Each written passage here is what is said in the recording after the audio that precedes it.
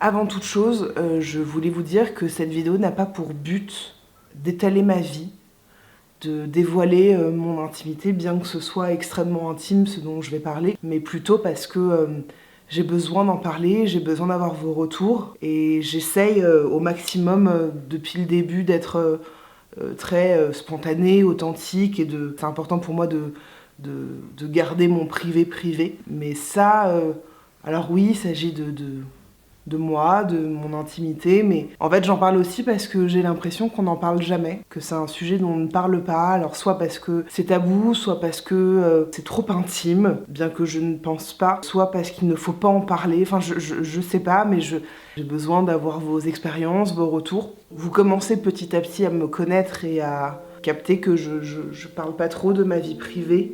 Je parle pas trop de mon amoureux, de mes amis, je les montre pas, voire jamais, parce que c'est important pour moi de garder ça intime. Bref, alors, nous sommes en juillet 2020, et il y a un peu moins d'un mois, je suis tombée enceinte.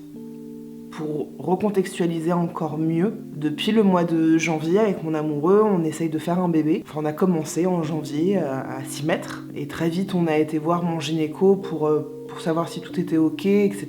Et tout ne l'était pas. J'ai su très vite en fait que j'avais un taux d'ovocytes plutôt bas, que mon taux d'ovocytes s'approchait d'une femme qui s'approchait de la ménopause, et que ça allait être plutôt compliqué pour nous de concevoir un bébé sans PMA. Mon gynéco nous a laissé 3 mois. C'est très court, 3 mois, sachant qu'en général, ça peut prendre un an et demi quand il n'y a pas de problème. Mais il nous a laissé 3 mois parce que le taux d'ovocytes peut baisser. Soit il stagne, soit il baisse, il peut pas remonter, apparemment. Donc, si dans les 3 mois qui arrivaient, je n'étais pas enceinte, PMA devait être réfléchi. Et pendant tout ce processus-là, donc janvier, février, mars, à peu près, on avait déjà des petits traitements qui étaient juste, on va dire, des boosters pour booster un peu nos corps à chacun. Et dans cette période-là, j'étais extrêmement angoissée. J'ai dû faire je ne sais pas combien de tests de grossesse, je ne sais pas combien de tests d'ovulation, à calculer quand est-ce que je suis en train d'ovuler pour qu'on fasse l'amour, etc.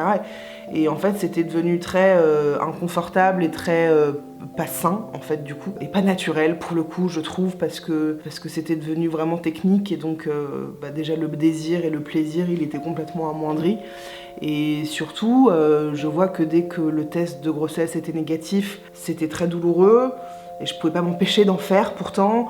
Que dès que mes règles arrivaient, j'étais dans un état de tristesse assez fort. Et à un moment, j'ai décidé de me lâcher la grappe et de nous laisser un peu tranquille, parce que ça devenait aussi compliqué pour mon amoureux. Et puis à un moment, je me suis lâché le cul, hein, voilà, je me suis laissée un peu tranquille, et je me suis dit, bah écoute, on verra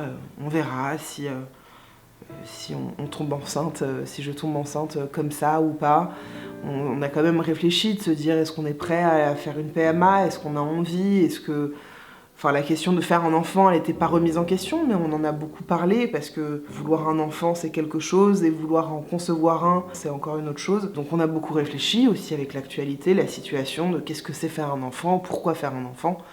Bref, je vous l'ai déjà dit, notamment sur Instagram, mais pendant très longtemps, pas loin de 2 ans, j'ai eu mes règles toutes les 2 semaines, pendant 2 semaines, où je saignais de ouf, où j'avais des SPM de ouf, donc j'étais absolument pas réglée. Et à la fin du mois de mai, début juin, en fait, j'avais du retard dans mes règles. J'ai un petit traitement maintenant depuis quelques mois qui m'aide à me régler. Et là, je vois que j'ai quelques jours de retard et que j'ai mal au sein. Et moi, ça ne m'alerte pas, en fait. Je me dis, bon, bah oui, c'est comme ça depuis tant d'années. Là, ça peut déconner aussi. On décide quand même de faire un test de grossesse. On était un jeudi soir. Je me souviens plus de la date, mais c'était un jeudi. Et donc, je fais le test et c'est positif. Ma première réaction, ça a été de dire il est défectueux. La première réaction de mon amoureux, ça a été de la joie, et puis aussi un peu de flip, hein, mais moi tout de suite, c'est pas possible, c'est pas possible, c'est pas possible, parce que je m'étais convaincue que on ne pouvait pas avoir un enfant sans PMA. Vendredi matin, je vais faire une prise de sang qui montre bien que je suis enceinte, et je fais un dernier test de grossesse qui est positif. Donc là, je pense que c'est pas possible que ce soit défectueux. Et j'apprends que je suis enceinte de 6 semaines. Ce qui est petit, hein, mais ce qui est beaucoup en même temps. J'arrivais pas à réaliser à ce moment-là, parce que c'était fou et que c'était pas pensable pour moi. Et en fait, j'ai appelé des proches, j'ai appelé mes proches. En fait, entre les proches de mon amoureux et les miens, il y avait à peu près une petite vingtaine qui étaient au courant. Et quand j'appelle ma maman, et c'est absolument pas de sa faute et je lui en veux pas, mais tout de suite elle m'a dit: Juliette, tu fais pas de sport, tu restes allongée le plus possible, faut pas qu'il se décroche. Et je comprends pas ce qu'elle veut dire par là, et donc elle m'explique. Et donc c'est à ce moment-là que j'ai compris pourquoi on ne dit rien avant les 3 premiers mois. Mais bon, écoute, c'était fait, hein, voilà. Et je crois qu'à partir du moment où elle m'a dit ça, je suis rentrée dans une angoisse d'avoir peur qu'il se décroche. J'avais peur, beaucoup. Plus tout le monde qui nous dit: il faut réserver la maternité parce que t'habites à Paris, il faut prendre une crèche, il faut commencer à acheter, il faut commencer à faire des listes, machin. Et d'un coup, en fait, on arrive dans un bain qu'on ne connaît pas. En tout cas, moi, j'arrive dans un bain que je ne connais pas et qui m'est complètement inconnu. Et je sens que je suis pas forcée, mais que je dois tout apprendre là, maintenant. Je réserve la maternité, je commence à faire des listes à n'en plus finir d'achats pour le bébé. Je parle avec la famille, des amis qui ont été surprésents et surtout notamment des femmes qui sont mamans. J'avais besoin de parler avec des femmes qui ont vécu une grossesse. Et je posais tout le temps plein de questions, beaucoup. Je commence petit à petit à réaliser, bien que ce soit... Ouais, c'est une annonce de dingue. Et dimanche, je pars en tournage. Dans le train, je commence un peu à toucher mon ventre, à m'imaginer maman, à m'imaginer enceinte. Et même que la veille, voilà, c'est ça que j'ai oublié de dire, samedi, je me suis même demandé si j'allais pas avorter, mais par peur en fait. Par peur de mal faire, par peur de je vais être enceinte, mais comment je vais avoir mal, je vais pas dormir, je vais pas pouvoir faire ça, machin, j'ai peur d'être une mauvaise mère. Il y avait vraiment cette notion de la responsabilité qui était en train d'arriver, de devenir responsable de quelqu'un d'autre et d'avoir peur de mal faire. Donc bref, donc dimanche je pars en tournage et j'arrive dans ma chambre d'hôtel et je vais faire pipi et quand je m'essuie, c'est rose. Et j'ai pris peur et tout de suite je suis devenue parano comme je sais si bien le faire. J'en parle autour de moi et donc tout le monde me rassure comme elles peuvent en disant: écoute, ça peut arriver, moi j'ai eu mes règles pendant ma grossesse, voilà, c'est des choses qui peuvent arriver. Tant que tu ne saignes pas énormément, tant que tu n'as pas mal au ventre, ne t'inquiète pas. Évidemment, je me suis inquiétée et à partir du coup de dimanche soir, j'étais dans une nouvelle inquiétude, dans une autre angoisse et je tournais lundi matin et entre chaque prise, j'allais aux toilettes pour voir si je saignais. Alors ça saignait une fois sur 3, une fois sur 5. C'était de plus en plus rose, de plus en plus rouge.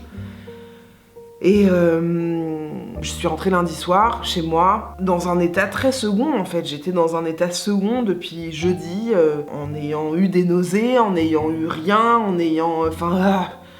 Et mardi matin, on va un peu en urgence chez mon gynéco parce que j'ai besoin de clarifier ce qui se passe. Il nous dit plus ou moins la même chose que mes amis, mais tout en me disant c'est pas impossible que ce soit une fausse couche. Et donc là, on fait une écho, et donc la première chose qu'il voulait regarder, c'était de savoir si je faisais une grossesse extra-utérine. Je savais même pas ce que c'était à ce moment-là. Je me suis pas renseignée là-dessus. Je connais rien à ce sujet-là. Donc une grossesse extra quoi? Ah d'accord, bon. Il me dit bon bah c'est pas ça. Et là, il me dit voilà, donc là, vous êtes enceinte de 6 semaines, et à ce niveau-là, on devrait déjà avoir une poche, et il n'y en a pas. Et là, on est resté silencieux avec mon amoureux, on s'est regardé, on se donnait la main fort, et voilà, quoi, c'était dur, en même temps, j'avais du mal à le réaliser, j'avais du mal à réaliser tout court, en fait, ce qu'on était en train de vivre. Donc il m'a demandé de faire des tests pour voir si c'était bien ça, et si ça descendait bien, enfin bref. Et en sortant de chez le gynéco, on a passé pas mal de temps sans se parler, mais dans un truc un peu de désarroi. Le soir, j'ai appelé mes parents, j'ai un tout petit peu pleuré, et après ce coup de fil, je me suis effondrée. Mais je pense que je me suis effondrée de tout. Il y avait des larmes de colère, de tristesse, de culpabilité, de joie, de peur, d'angoisse, de tout. J'ai clairement vécu le pire ascenseur émotionnel de ma vie. C'était très dur, quoi. En fait, j'ai été dans un état que je ne connaissais pas. Ce truc où d'un coup, on se sent responsable de quelqu'un d'autre que soi. Quelque part dans ce malheur-là, on est assez content que ce soit arrivé à ce moment-là et pas que ce soit arrivé plus tard parce que ça aurait été plus compliqué. On n'a pas eu le temps de s'attacher vraiment parce que à ce stade-là, il ressemblait à un petit haricot, donc maintenant ça va mieux, je relativise, je me dis qu'on peut y arriver sans PMA, que je suis tombée enceinte au bout de 5 mois, alors qu'on dit que normalement c'est entre 1 an et demi quand il n'y a pas de problème. Donc quelque part c'est quand même très positif, c'est qu'on est capable de faire un bébé. Donc ça va mieux, mais c'est vrai que j'ai besoin d'en parler parce que je trouve que c'est pas moins intime de parler de ça que de parler d'une grossesse, c'est pas moins intime de parler de ça que de parler des règles, que de parler de la première fois qu'on fait l'amour. Mais je comprends pas pourquoi on n'en parle pas. Je comprends pas pourquoi il y a si peu d'infos et si peu de témoignages ou de récits sur ça, parce que tellement de femmes vivent des fausses couches et quand j'en parle autour de moi, tout le monde me dit « Ah oui, bah ma pote, elle en a eu une, ma mère, elle en a eu une, j'en ai eu une. » J'ai l'impression que beaucoup de gens, beaucoup de femmes vivent ça et que c'est quelque chose d'hyper douloureux, surtout quand on fait des fausses couches, quand ça fait beaucoup plus de temps que moi. Quand c'est une grossesse, je sais pas, au bout de 3 mois, enfin c'est très douloureux, voire plus, ça c'est encore pire. Voilà, si je vous en parle, c'est parce que j'ai envie de vous lire, j'ai envie d'avoir vos retours, vos expériences. Oui, c'est une expérience. Pour la suite, on verra. En tout cas, voilà, ce qui est sûr, c'est que j'en reparlerai pas avant si je tombe enceinte.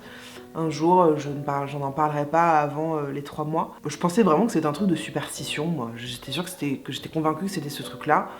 Je comprends mieux maintenant, j'en parlerai pas parce que j'en parlerai même pas à mes proches, c'est ce qu'on s'est dit avec mon amoureux, parce que en fait naturellement tout le monde nous parle de leurs expériences et de leur vécu, et même si c'est avec beaucoup de bienveillance et d'amour, je pense qu'on a besoin de le vivre un peu en huis clos quelque part. Voilà, advienne que pourra, qui vivra verra, et en tout cas je suis un peu plus sereine pour la suite et j'attends un peu moins. Je suis moins dans cette attente-là parce que ça sert à rien.